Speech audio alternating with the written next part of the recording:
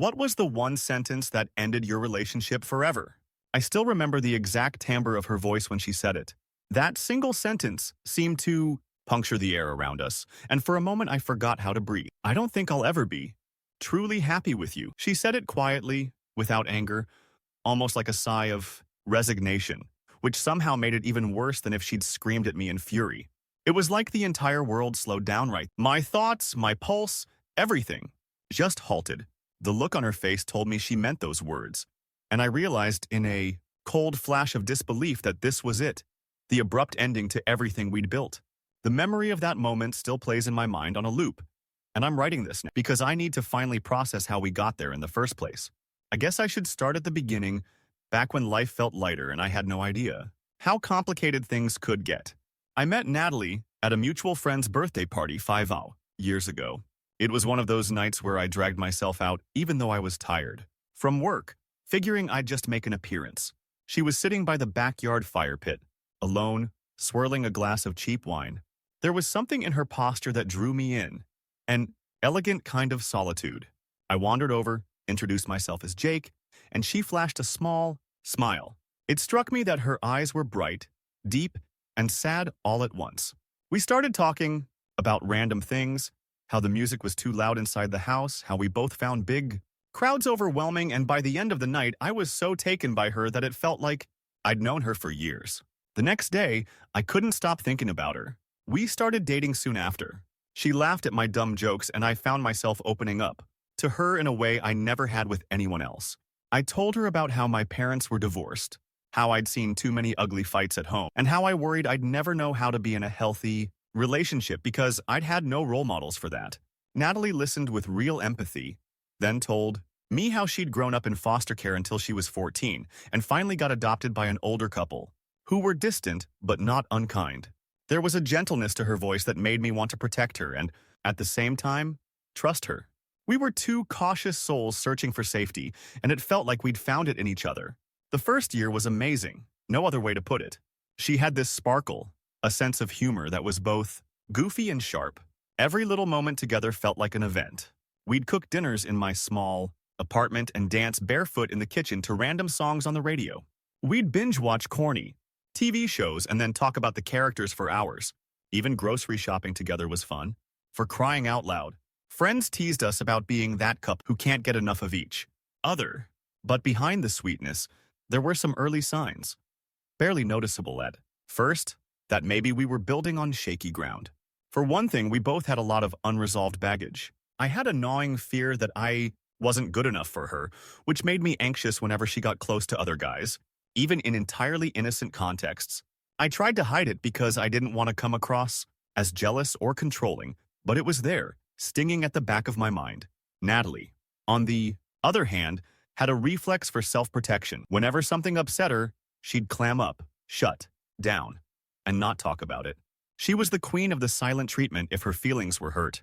I remember one time I said something stupid, some offhand comment about her cooking being a bit bland that night, and she didn't speak to me for nearly a day. It seemed absurdly overblown, but I chalked it up to us both being sensitive and tried to patch it over by apologizing profusely. It worked that time, and we moved on. Yet as months went by, I began to notice that Natalie's silences got longer when she was upset. We'd have little misunderstandings, like about who was supposed to wash the dishes or how to spend a holiday, and she'd shut down for hours. I hated it, but I also hated conflict, so I'd try to smooth things over quickly. It was easier to patch up the surface than to dig into the root. Looking back, I see how we were basically throwing band-aids over deeper wounds without actually healing anything. After about 2 years together, we decided to move in. Everyone said it was a natural step, and I felt excited about building a real home with her. We found a small townhouse near my office, cozy and bright, and the first weeks there had a magical quality.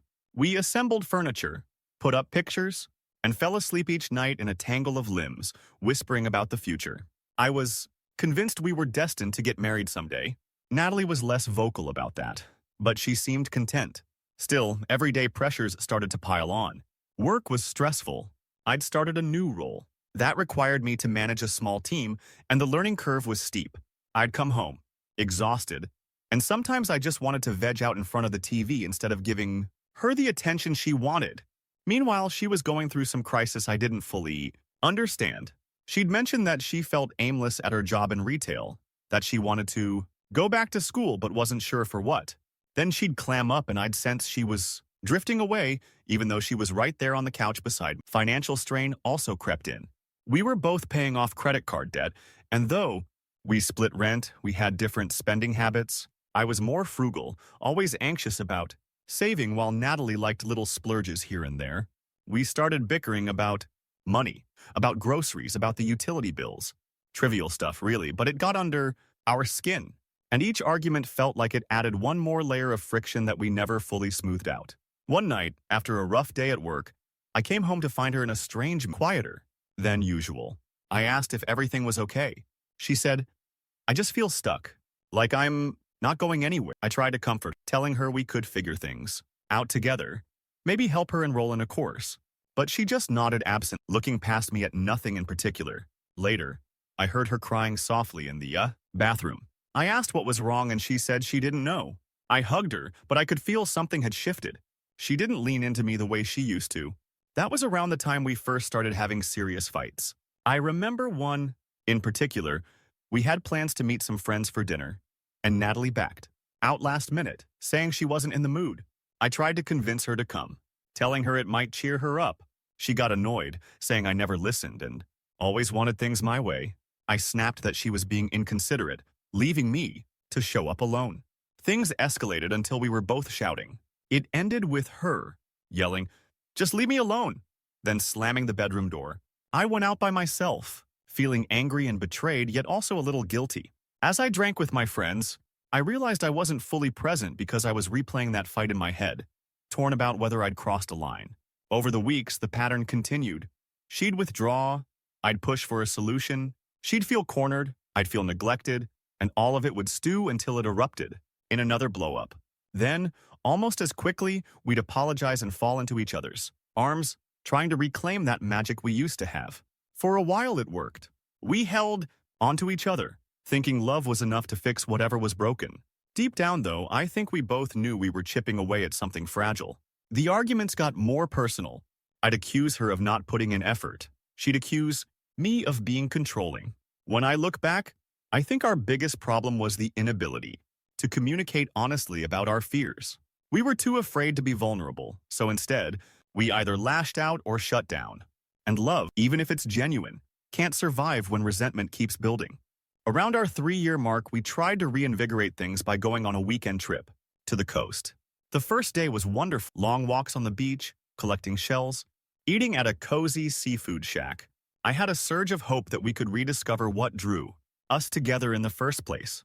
But that night, she got a call from her adoptive father, who rarely reached out. Something he said upset her, and she spent the rest of the evening distant and agitated. I tried to ask what was wrong, but she only answered in monosyllables.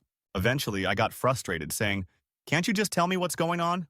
I'm tired of guessing." She glared at me and said, "You wouldn't understand anyway." There it was, that wall she always put up. I stormed outside to get some air. The night sky was full of stars, and I remembered how, months ago, we would have pointed them out to each other, joking about the constellations we saw. Now it just felt empty. We drove home the next day in near silence. I kept glancing at her, wanting to fix it, but I had no idea how.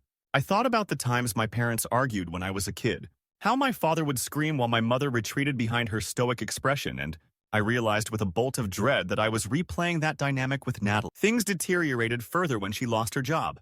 She didn't tell me right away. I found out a week later when she finally broke the news through tears, admitting she'd been too ashamed to say anything. I hugged her, promised we'd get through it, but I sensed her shame was turning into resentment.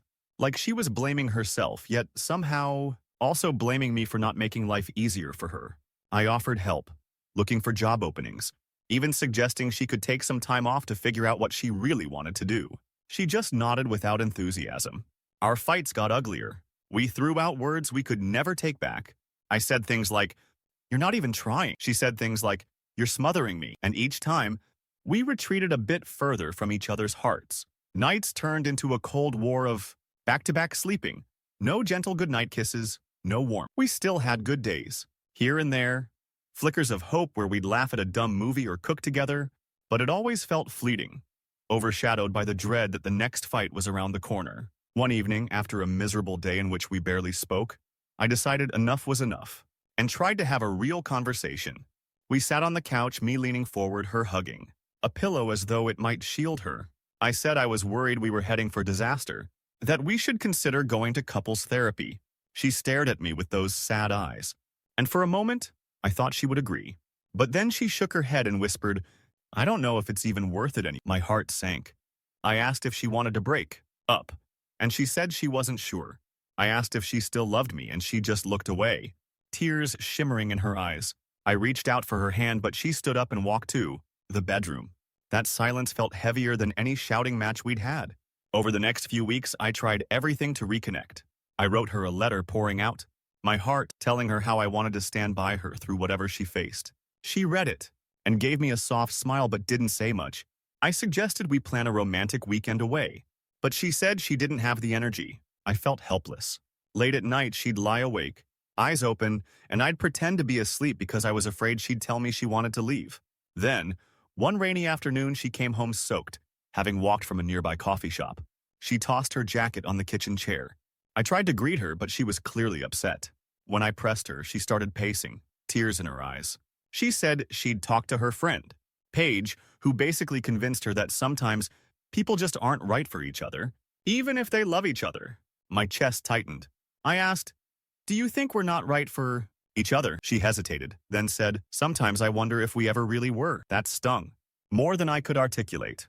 We'd been together so long, built so many memories. Could all that be meaningless now?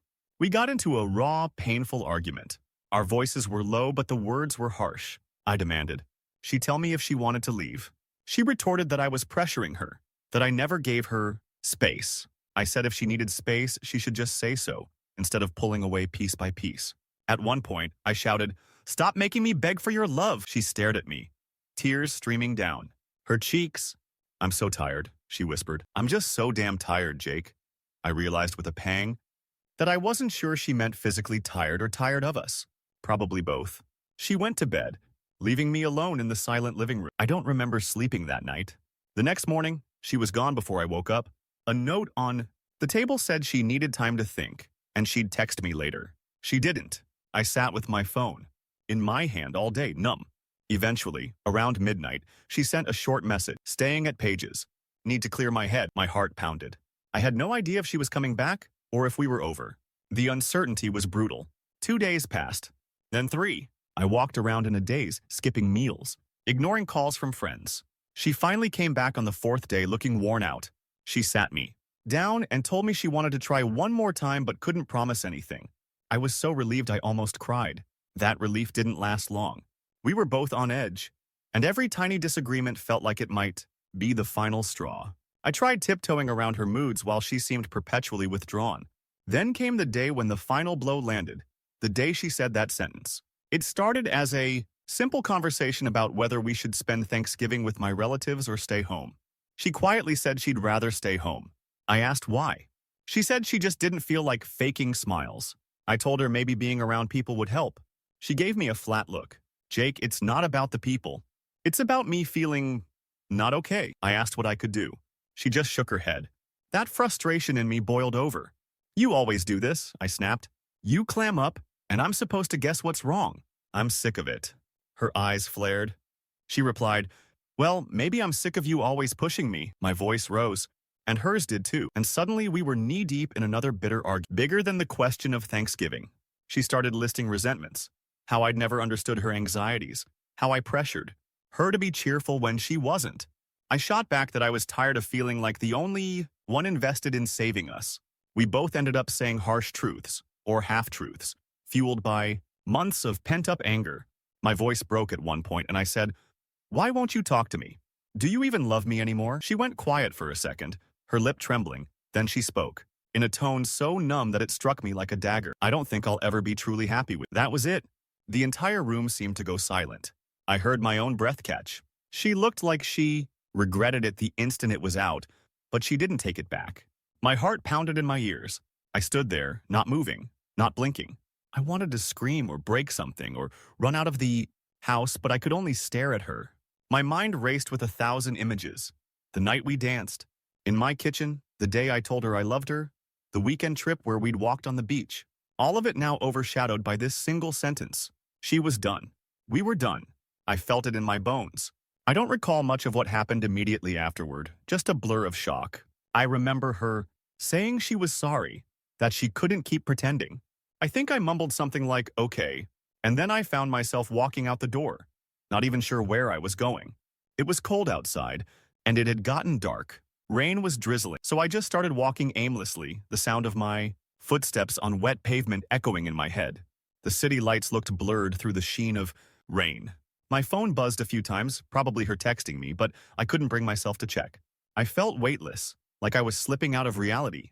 I ended up at a 24-hour diner, sat in a booth by the window, stared at a menu I never really read, and eventually ordered black coffee I barely touched. My reflection in the window looked haunted, eyes rimmed with something that wasn't exactly tears, just emptiness. The phrase repeated in my head. I don't think I'll ever be truly happy with you. It replayed over and over, and each time my stomach knotted up. I realized that no matter how many fights we'd had, no matter how bruised our love had become, that final statement was the lethal blow. There's no coming back from that. The difference between we can fix this and I will never be happy with you is the difference between a bad storm and total annihilation. I went home hours later. The apartment was dark. Natalie was in the bedroom with the door closed. I slept on the couch. Or tried to. My mind wouldn't shut off. By morning, she'd packed a bag and was gone. A note said she'd stay with Paige for a bit. No illusions this time that she was coming back to fix anything. I sat at the kitchen table and felt more alone than I ever had in my life. Over the next few days, everything felt surreal. The silence in the apartment was deafening. I couldn't bring myself to clean the place because her coffee mug still sat in the sink, a half-empty bag of her favorite cereal on the counter. Her shampoo in the bathroom. Stupid. Everyday items that reminded me she'd once shared this space with. I walked around like a ghost, not bothering to turn on the lights. When friends called, I let it go to voicemail.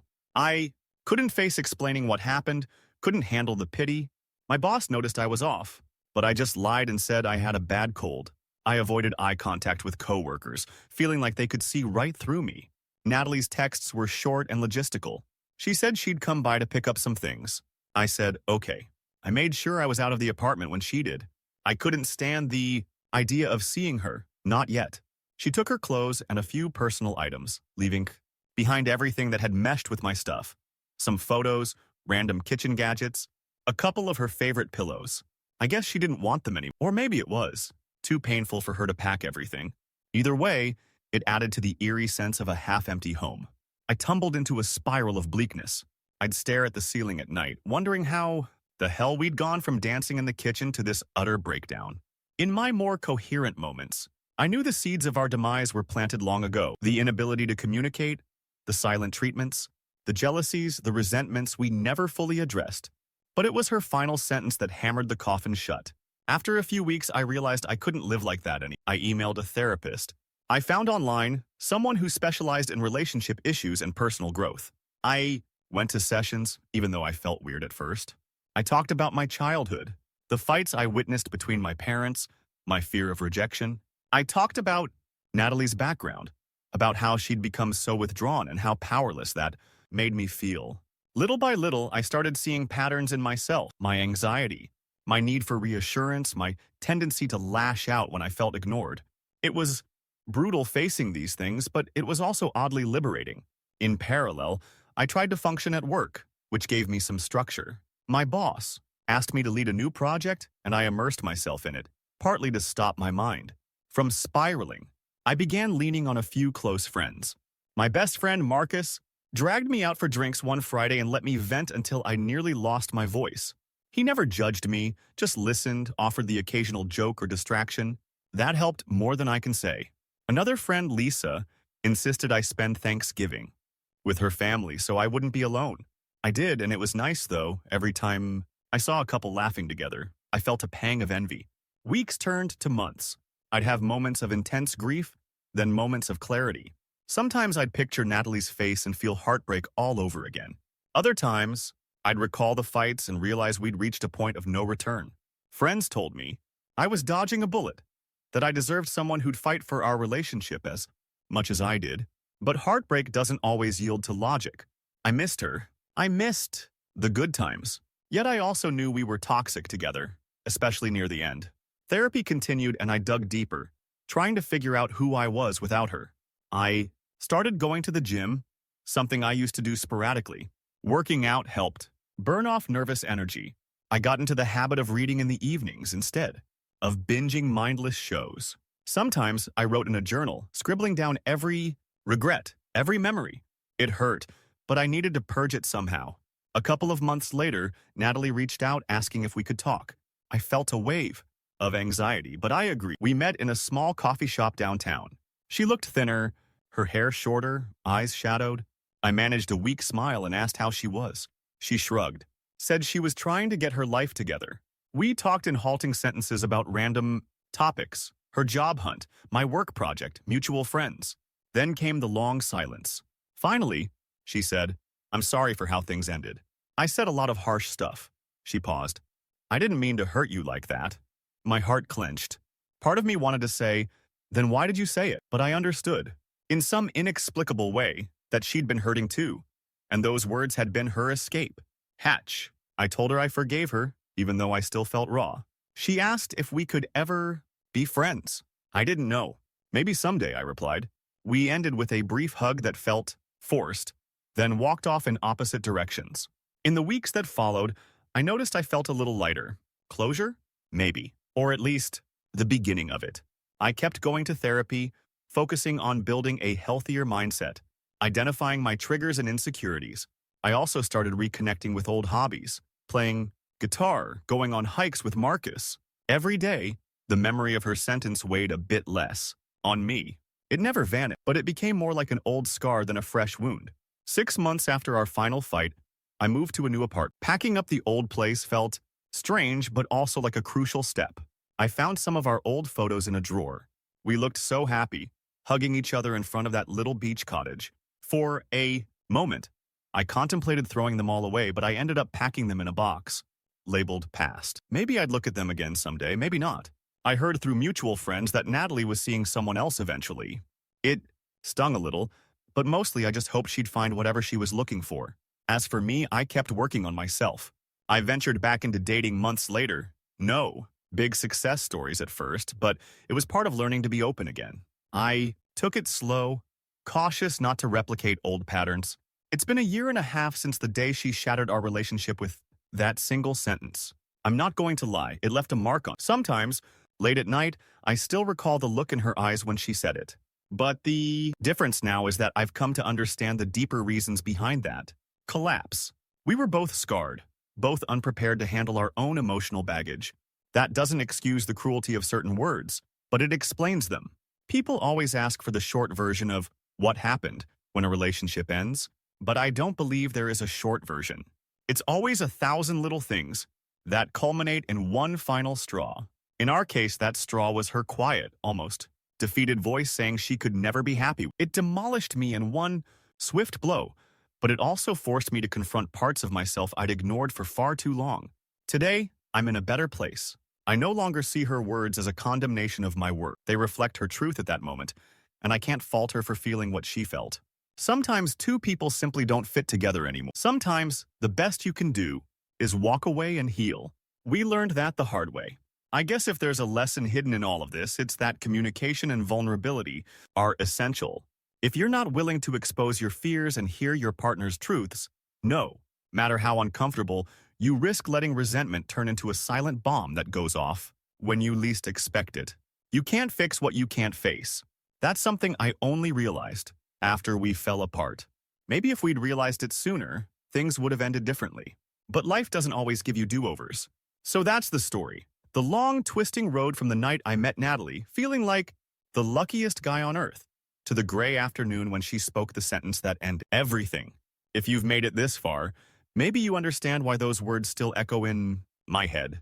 It's not that I blame her entirely or blame myself entirely. We both contributed to the downfall. But that single phrase was the moment I had to accept that our love wasn't enough to overcome the walls between us. Sometimes love just isn't enough. I'm writing this now in my new apartment. Sunlight streaming through the windows, feeling a strange mix of nostalgia, regret, and relief. I loved her deeply and part of me always will. But that chapter is over. I'm grateful for what we shared and for what I've learned. As painful as it was, it taught me how vital honest communication is and how destructive silence can be. Most of all, it showed me that one sentence, spoken at the worst moment, really can end a relationship forever. And once it's said, you can't take it back. You can only live with the aftermath and hope you become a better person on the other side.